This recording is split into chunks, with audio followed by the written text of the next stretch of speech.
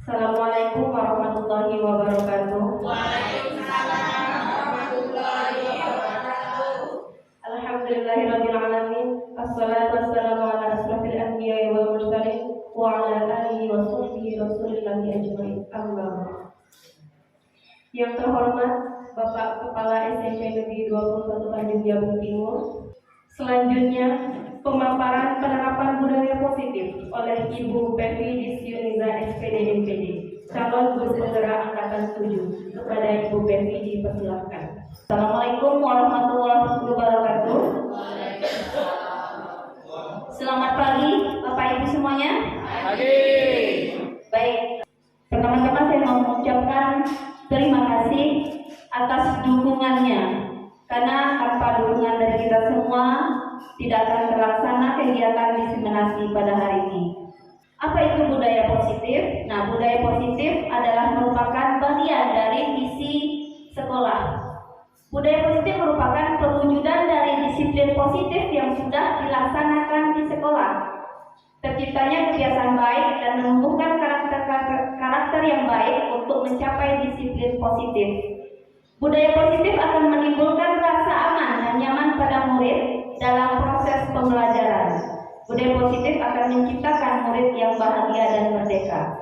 Sebelum kita lanjutkan pemaparan saya tentang budaya positif ini Bapak Ibu, terlebih dahulu izinkan saya menjelaskan sedikit tentang konsep pemikiran Ki Hajar Dewantara. Kita kenal dengan pemikirannya 3 slogan dari Ki Hajar Dewantara.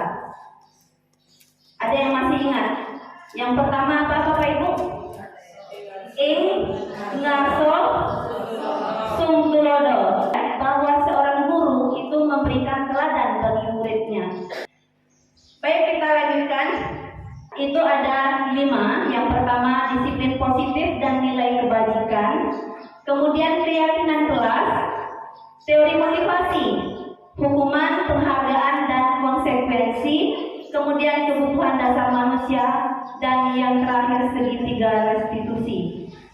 Kemudian restitusi. Restitusi itu merupakan proses menciptakan kondisi yang murid memperbaiki kesalahannya sendiri. Dan 5 posisi kontrol guru. Nanti kita akan tonton bersama-sama. Kita akan mengetahui selama ini di manakah posisi kita. Adapun tujuan dari budaya positif, yaitu terciptanya budaya positif di kelas dan di sekolah, kemudian terciptanya suasana belajar yang berpihak pada murid, menumbuhkan sikap tanggung jawab dan mandiri, melatih kolaborasi dengan saling menegur sesama teman dan kepada guru, dan menumbuhkan karakter yang baik. Dengan adanya karakter yang baik tentu akan dapat terwujudnya pendidikan yang menjadi cita-cita kita, yaitu pendidikan yang mempunyai karakter profil Pancasila. Baik, sebelum kita lanjutkan, bertanya ya Bapak Ibu ya. Pak Heri Nopal pernah memberikan hukuman kepada siswa? Pernah ya? Tujuan memberikan hukuman itu apa? Agar tidak mengulanginya lagi, ya. Ya, kita simpan dulu Bapak Ibu jawabannya ya. Kemudian penghargaan. Pernah, saya yakin ya, Bapak Ibu pernah memberikan penghargaan kepada murid-murid kita. Ya, tujuannya apa? Hampir sama dengan hukuman ya, tetap punya tujuan. Kira-kira penghargaan tujuannya apa? Kalau Ibu Siti? Memberikan motivasi. Baik Bapak Ibu. Nah, semuanya hukuman, penghargaan dan konsekuensi itu ternyata merupakan teori dari motivasi. Boleh, penghargaan itu penting, tapi tidak boleh dilakukan secara terus-menerus. Ketika misalnya pembelajaran matematika, Ibu Triharnani contohnya memberikan siswa yang mendapatkan nilai 100 itu mendapatkan reward ya, hadiah. Kemudian yang lainnya betul memotivasi yang lainnya akan menjadi lebih baik karena mereka akan berlomba-lomba mendapatkan nilai yang baik sehingga mereka mendapatkan hadiah. Tapi kalau kita lakukan secara terus-menerus, nanti akan menjadi suatu kebutuhan. Jadi mereka melakukan sesuatu karena ada iming-imingnya, tidak dari hati mereka. Jadi tidak dari dalam diri mereka. Mereka mau melakukan itu. Nah, saya mau dapat hadiah dari putri, saya belajarlah malam ini ya. ya, supaya besok nilai kuis saya 100 seperti itu. Jadi itu Bapak Ibu ya, bukan tidak bagus ya memberikan penghargaan itu dan hukuman itu memang diperlukan, tetapi tidak boleh terlalu dilakukan secara terus-menerus. Nah, untuk lebih jelasnya, saya akan mengajak Bapak Ibu dan rekan-rekan guru di sini untuk menonton bersama tentang posisi kontrol guru, Bapak Ibu ya. Ada 5 posisi kontrol guru. Sebenarnya tanpa kita sadari sudah kita laksanakan. Nah, sekarang kita sama-sama menonton, kita akan melihat kira-kira selama ini posisi kontrol kita sebagai guru itu berada di nomor berapa. Bapak Ibu ya, selamat menyaksikan.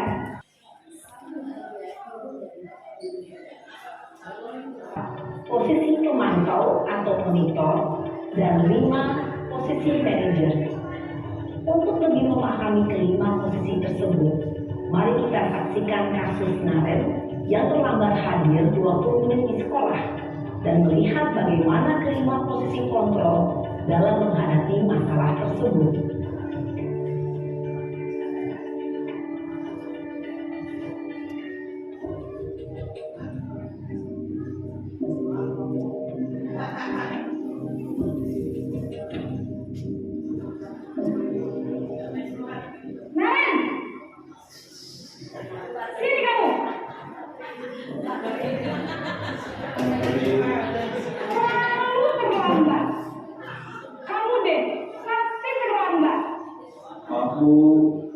Saya Apa coba?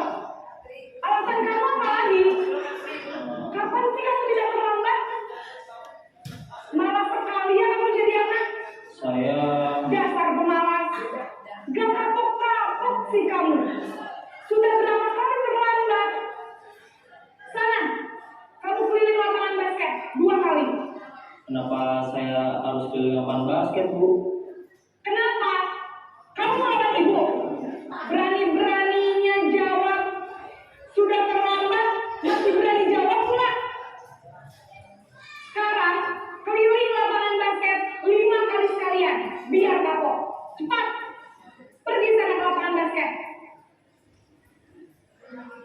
Posisi penghubung biasanya berbicara dengan nada tinggi, menghardik, menunjuk-nunjuk, menyakiti, dan menyindir. Hukuman bisa berupa fisik maupun psikis. Ibu dan bapak guru hebat. Dampak yang terjadi pada murid ketika guru berada pada posisi penghubung adalah murid cenderung akan memberontak, bahkan menyimpan dendam. Ketika guru mengambil posisi membuat rasa bersalah, murid akan menganggap dirinya yang bersalah dan ia akan menyimpan emosi negatif tersebut di dalam dirinya.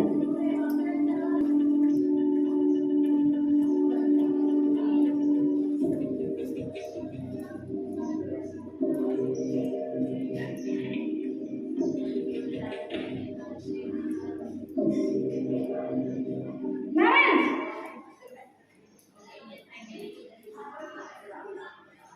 Selamat pagi, Bu. Selamat pagi, Naren. Maaf, Bu, saya terlambat. Iya, sekolah masuknya jam 7, sekarang sudah jam 7.20. Jadi sekarang bagaimana ini, Naren?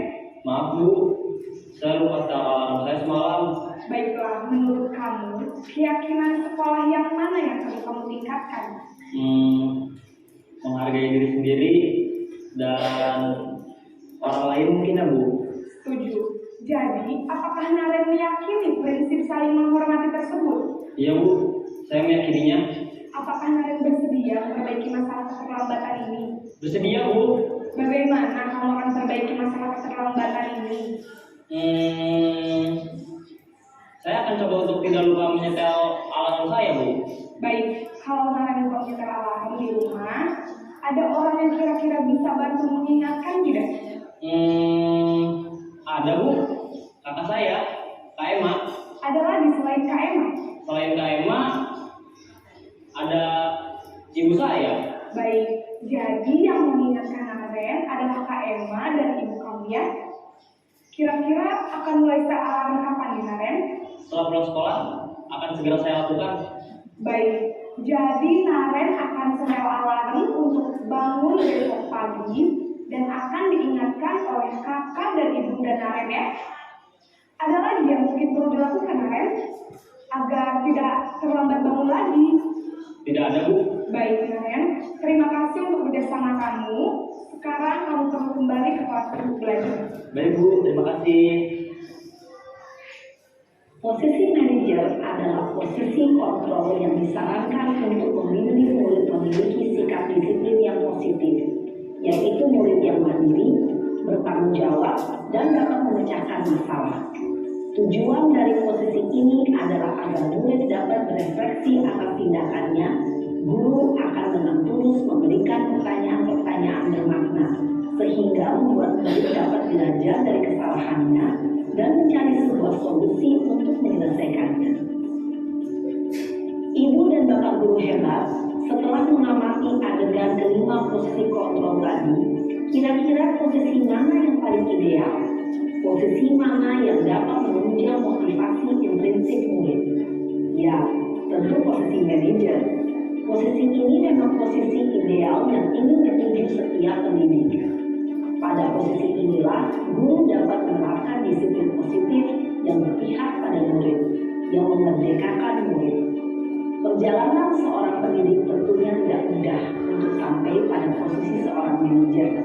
Namun, tujuan kita pasti, yaitu menciptakan murid-murid yang mandiri, merdeka, dan bertanggung jawab. Semoga penggambaran 5 posisi kontrol yang telah diperlihatkan ini dapat menjadi ajang refleksi bagi kita semua, agar dapat terus mengasah dan menerapkan disiplin positif yang Bertanya dulu pada kita semua tentunya ya. Nah, saya sangat yakin sekali di antara 5 posisi kontrol guru itu kita sudah melakukannya tanpa kita sadari ya. Ya, saya mau bertanya sedikit. Kira-kira posisi yang sering kita gunakan di sini atau kita menempatkan diri kita, posisi yang nomor berapa Bapak Ibu kira-kira? Nomor 1 ya, nomor 1 penghukum.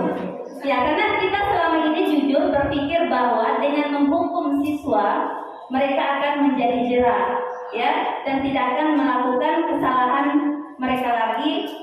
Kemudian akan menjadikan mereka lebih baik lagi. Ternyata pemikiran kita selama ini salah Bapak Ibu ya. Memang tadi sudah disampaikan bahwa sangat sulit untuk sampai pada posisi yang kelima, yaitu sebagai manajerial. Tapi secara perlahan kita mulai melakukan perubahan dan perbaikan, terutama dimulai dari dalam diri kita. Setuju Bapak Ibu ya? Setuju ya. Dari 5 budaya positif yang saya sampaikan di awal tadi, nah salah satunya sudah saya terapkan, yaitu membuat keyakinan kelas. Bapak Ibu, di sini saya akan mengajak Bapak Ibu semua, ya terutama Ibu wali kelas, untuk membuat satu keyakinan kelas agar kelas kita menjadi lebih nyaman dalam pembelajaran. Sekilas saja saya akan tayangkan. Ini merupakan salah satu bentuk penerapan keyakinan kelas. Nah, di sini Ibu akan mengajak kalian semua memikirkan kira-kira apa yang akan menjadi kesepakatan kelas kita. Baik, dan akan memasukkan memutuskan ya, pada nanti memutuskan apa yang menjadi saran atau pemikiran ya, yang akan menjadi keyakinan kita, ya, akan menjadi kesepakatan kita. Oke Bapak Ibu ya, dalam membuat keyakinan kelas itu kita lihat tadi ada langkah-langkahnya. Yang pertama itu kita memberitahukan terlebih dahulu kepada siswa kita apa yang nantinya akan menjadi suatu kesepakatan agar kita bisa sama-sama saling menjaga. Kemudian di dalam membuat keyakinan itu kita berkolaborasi atau berdiskusi dengan murid kita, kemudian meminta ide atau pemikiran kepada anak-anak kita, kira-kira apa yang akan menjadi kesepakatan bersama. Nah, dari kalimat yang dibuat oleh siswa kita itu bisa kita revisi atau kita koreksi terlebih dahulu. Misalnya, di dalam membuat keyakinan, kata dilarang atau tidak boleh digunakan, harus diganti. Misalnya, tidak boleh terlambat, mungkin bisa diganti dengan datang tepat waktu. Jadi itu beda peraturan dan keyakinan kelas.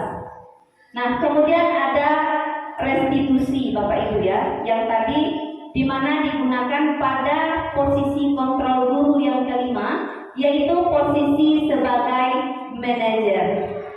Kemudian menanyakan keyakinan kelas, tentunya dalam kita melaksanakan segitiga restitusi itu harus terlebih dahulu melaksanakan atau menerapkan keyakinan kelas. Baik Bapak Ibu, di dalam budaya positif tadi ya, apa yang sudah kita lihat bersama, kita dapatkan hari ini bisa kita terapkan di kelas kita masing-masing. Sekali lagi memang tidak mudah. Mungkin ada yang bilang itu hanya teori, tapi tidak ada salahnya kita berubah kembali lagi mulai dari diri kita. Seperti apa yang disampaikan dari salam guru penggerak, bergerak, tergerak, dan menggerakkan. Mungkin itu dari saya. Terima kasih saya ucapkan sekali lagi kepada Bapak Kepala Sekolah, Bapak Ibu Guru, karena dengan dorongan dari kita semua, maka dapat mewujudkan apa yang menjadi cita-cita sekolah kita. Apa yang akan kita idamkan bisa terwujud nantinya. Ibu, demikianlah saya akhiri dengan wassalamualaikum warahmatullahi wabarakatuh.